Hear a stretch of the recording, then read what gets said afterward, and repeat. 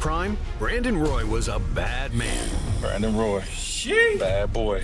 In 2010, Kobe Bryant was asked who was the toughest player for him to guard. Roy, 365, 7 days a week. Roy has no weaknesses in his game. However, just a year later, Brandon Roy was out of the NBA. Standing at 6'6" with a sturdy body and the ability to score and distribute from all three levels, Roy could do it I didn't know he was 6'6". at all. But in 2002, just 4 years before he got drafted, Roy was cleaning shipping docks in Seattle for $11 an hour, and the NBA was just a distant dream. Still, he persevered, and by the end of the decade, Brandon was a three-time All-Star and one of the biggest stars in the NBA. But there was a big problem. By the end of his career, Roy had 7 knee surgeries, no meniscus, and no cartilage. And in order to play, he was taking cortisone shots and swallowing painkillers like they were gummy bears. But even with shot knees and his bones bruising against each other, B-Roy was still able to win playoff games on his own. This is a story about Brandon Roy, one of the most underrated players ever, and one of the biggest what-if careers in NBA history. I ain't gonna lie, him and Hibachi?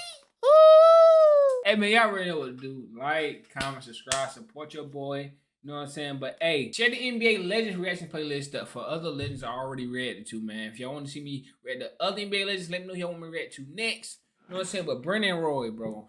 Was that he was unselfish and patient, picking his spots and not trying to force things to get his numbers. And those qualities stemmed from childhood. He was one of 4 children, learning to share and to wait his turn in the bathroom. His father, Tony, who worked as a city bus driver, was a former basketball player at Garfield High School in Seattle, which Brandon would also attend. When it became clear that Brandon had a knack for sports, his parents began to save money to provide him with everything he needed. But Brandon's first love was football. He spent his younger years playing basketball sporadically with his older brother Ed. By the time he got to Garfield High, he had limited playing time. But by then, Brandon fell deeply in love with hoops, and he vowed to get to the NBA. So he worked diligently on his game, primarily focusing on ball handling drills and free throws. I felt like I was always going to make it to the NBA, and I was serious about it. I would work on my game all the time. I understood the criticism and accepted it, because I knew it would only help me to get to the level I wanted to be at. But when he was a sophomore, Brandon was still coming off the bench until the 2000 Washington State basketball tournament and the quarterfinal game against Mount Lake Terrace.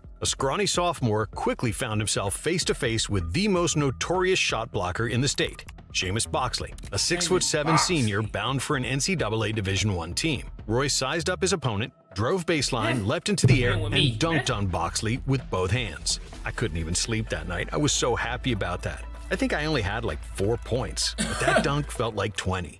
In his younger days, Roy had a 42-inch vertical and could replicate all of Vince Carter's dunks from the infamous 2000 dunk contest. And after that dunk on Boxley, Brandon finally caught the eye of Coach Wayne Floyd, who started giving him regular minutes. In his junior season, Roy felt he was ready to take over, and he did, scoring 19 points a game and leading the Bulldogs to a 27-2 record. But going into his senior year, Roy suffered his first knee injury, tearing the meniscus in his left knee. Now, during that time, the usual procedure was to remove meniscus tissue for faster recovery. So that shit started early with Roy, huh? Damn. Which left Brandon with a lack of cartilage. Short term, that was great. Roy was able to recover quickly, and as a senior, he improved his numbers to 22 points and 10 rebounds per game. But in the long term, it was a horrible decision that would derail the rest of his career. Still, after such a strong senior year, Roy decided to enter his name into the 2002 NBA draft. Incidentally, B-Roy only had a workout with one team, Portland, where he got the chance to practice with Boris Diaw, who was already a professional playing in the French League and was also contemplating a move to the NBA. But after a 2-hour workout, Diaw helped Roy realize he wasn't physically ready for the NBA, and Brandon turned down workouts with other teams, instead deciding to accept a scholarship from the University of Washington. However, before he could enroll, Roy needed to pass the SAT, which was a nightmare, since he suffered from a learning disability that makes timed tests extraordinarily difficult, and his first attempt at that learning disability is called stupid. Nah, let me stop. So you might gotta learn disability. Some people got dyslexia, whatever you call it. I got a cousin that's about stupid. The SAT fell short. Working with tutors, Roy retook the test late in his senior year, and this time his score shot up so dramatically that officials flagged the result as suspicious. Just as Roy was preparing to start fall classes at the UW, word arrived that the NCAA had declared him ineligible. Suddenly, a 19-year-old kid with NBA dreams found himself at a dead end, and instead of developing his talent, Brandon was hosing out shipping containers at the Port of Seattle for $11 an hour. I was a nobody. I was the guy they said, Bro, what hold happened to on. Brandon Roy? He's another guy who failed. Those months That nigga cheated. were especially demoralizing for Roy because he saw his brother go through the same thing. Coming out of Garfield, Ed Roy had scholarships from Division I schools in both football and basketball, but he also had a learning disability, and unlike Brandon's, it had gone undiagnosed until his senior year. But Brandon decided he wasn't going to let history repeat itself. He'd work at the shipping container plant every morning, then come home and prep for the test with a tutor every day. When he took the test again, he scored even higher than before, and the NCAA made him eligible to play. Roy played 13 games as a freshman, mainly coming off the bench, and averaged just 6 points. Even though he played with 3 future pros in Nate Robinson, Bobby Jones, and Will Conroy, his coach, Lorenzo Romar, said that he knew Roy was the best player on the team since day one. When he joined us in January of his freshman year, we took him up to the gym, and he learned our offense in 45 minutes. High basketball IQ. He can handle the ball, athletic. From day one, we knew. But just like he did at home, patiently waiting for his turn to use the bathroom, Brandon didn't want to impose and take over games, averaging 13 points per game as a sophomore. When the Huskies lost to St. Louis in the first round of the NCAA tournament, Roy took just 5 shots, even though he was the best player on the floor, with 9 rebounds and 7 assists. In his junior year, Roy was determined not to be upstaged by any of his teammates, and in the first game of the season, he made 10 out of 15 shots for a team-high 23 points in a win over Seattle. But after the game, his right knee was swollen, and it turned out he injured his other meniscus. Just like the first time, Roy had a large portion of his meniscus removed. Playing without a meniscus in both knees meant How do you, bro? That's crazy. that his career would be shortened, but nobody could have predicted how soon it would happen. However, removing a meniscus instead of repairing it meant that Brandon would once again return to the floor quickly. So he just wanna come back quickly instead of waiting for. He should have sat out the whole season, bro. Fuck it. We ain't got it, bro. But I understand he probably he already know, like, if I sit out the whole season, I'm already not looked at. So my hype gonna be gone. And he was back after only a month. Roy averaged 13 points per game on 57% shooting, helping the Huskies to a 29-6 record and to reach the Sweet 16, their best result in 50 years. Brandon believed this would be his final collegiate season, but after suffering another knee injury and playing limited minutes for the rest of the season, his draft stock plummeted. So he decided to stay in college for his senior year. And that proved to be a great decision. As a clear-cut leader on the team, B-Roy averaged 20.2 points, 5.6 rebounds, and 4.1 assists, while shooting 51% from the field, 40% from 3, and leading the team in 4 out of 5 major statistical categories. Roy could do it all: score, rebound, distribute, defend. But the true genius of his game was anticipation, unselfishness, hustle, and heart, aka the intangibles. In the NCAA tournament, he propelled the Huskies to their second straight Sweet 16 appearance. In his final college game, Roy was guarded by 3 defenders the entire game and still managed to tally 21 points. After the game, their coaches, one by one, came up to me and said, "Lorenzo, we watched the film. We watched him play. We knew he was really good and we prepared to stop him, but we didn't know he was that good that you can't stop him." Coach Romar. Roy was projected as a top 10 pick in the 2006 NBA draft, and after a series of draft day trades, the Portland Trail Blazers selected Brandon with the 6th overall pick, after they previously drafted LaMarcus Aldridge 2nd overall. And Roy put the league on notice with his first NBA game, a homecoming victory against the Seattle Supersonics in which he scored 20 points. However, 2 weeks later, an impingement in his left heel kept him out of the next 20 games. But when he returned, Roy didn't miss a beat, proving the prediction of his college coach. When he was a senior, I remember specifically telling some NBA scouts that they needed to take a look at drafting Brandon. And the comment was, "We need veterans." And I said, by January, he will be a veteran. Pretty soon, Roy established himself as the Blazers' go-to player in clutch situations due to his smooth, efficient style of play and ability to score from all areas of the court. This earned him a new nickname, The Natural, given to him by the Blazers radio announcer Brian Wheeler.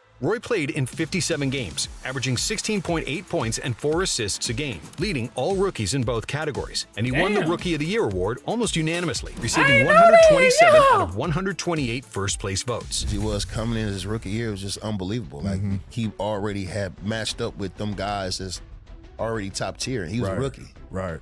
And we only got to play a couple seasons together, but seeing that, what he did, them seasons I was there, it was unbelievable. Both of his meniscus gone. He out of jumping like that, bro. Both of his meniscus gone by the time he get in the NBA. He got man, come on. Talent level, his poise, the way he get to the spot and just raise up and, Like what? you know, his handle's so good. You might not think it's good, but you ain't gonna be able to rip him or nothing. And his size and, you know, he's big. Right. Post, you can shoot it mid-range. I didn't do know it he all. was 6'6". In his second season, Roy improved his averages to 19.1 points and 5.8 assists per game, leading the Blazers in points, assists, and steals. Of all the shooting guards in the league, very few had all of his qualities.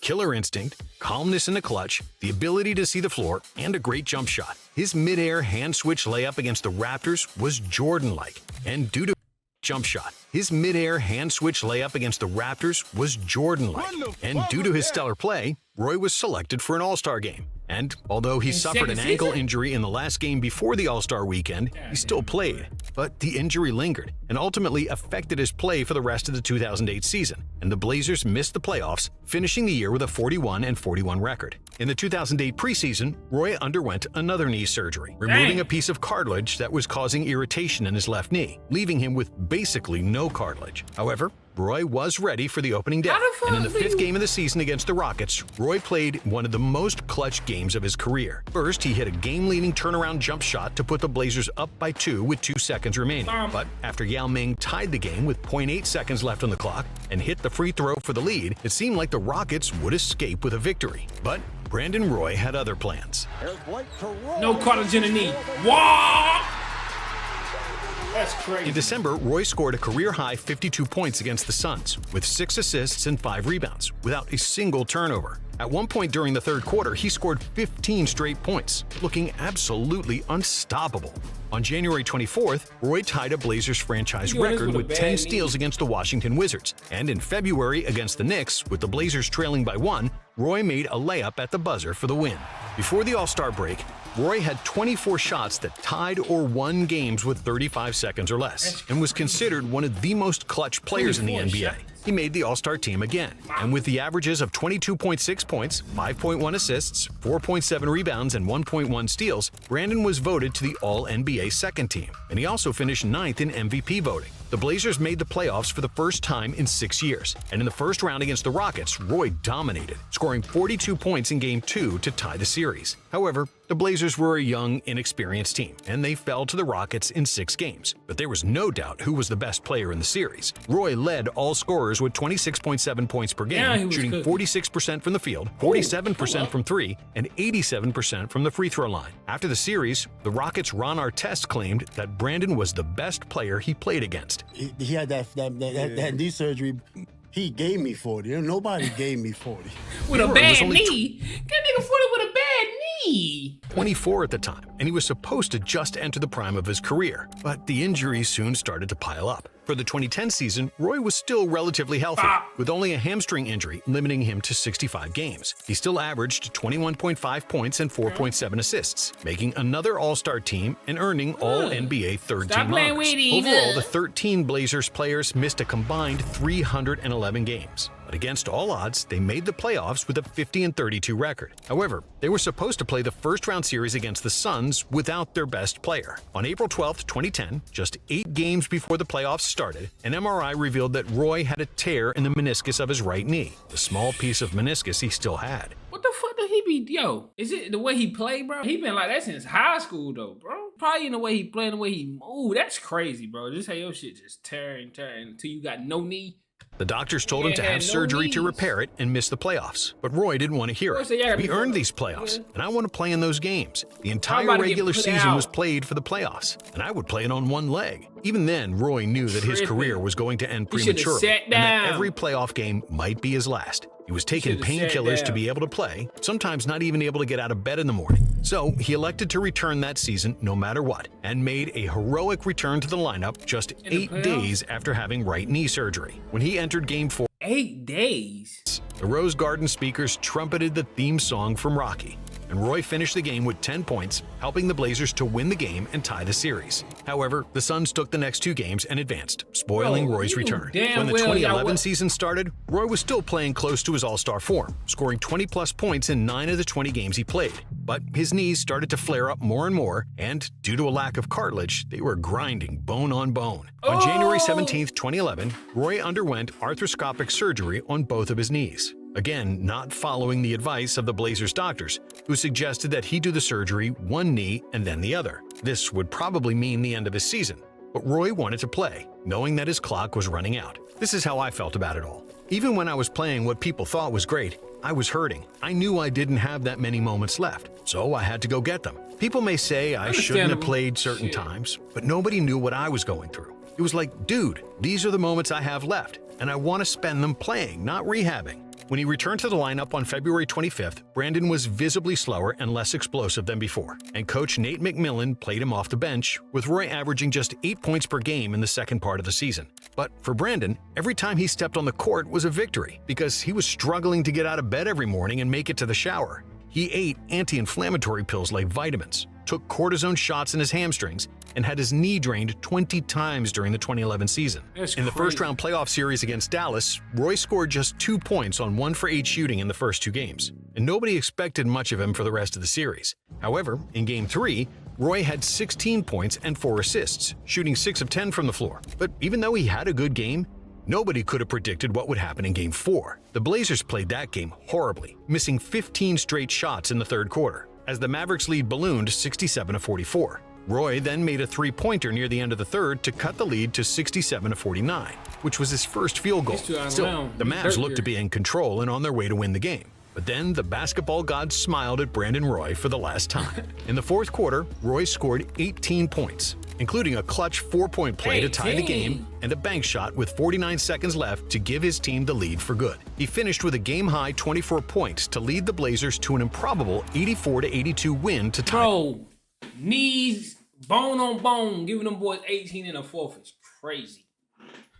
The series, I felt like the basketball gods were paying their last respects to me, like, you deserve this last moment. I really felt like that, because some of the stuff I was doing, for the first time in my life, I was just letting it go. I was just having fun with it. These were the type of moments Roy was chasing, knowing that his career was coming to an end. He scored 14 more points in the next 2 games for the Blazers, which would be his last points for Portland, as the Mavericks won the next 2 games and the series.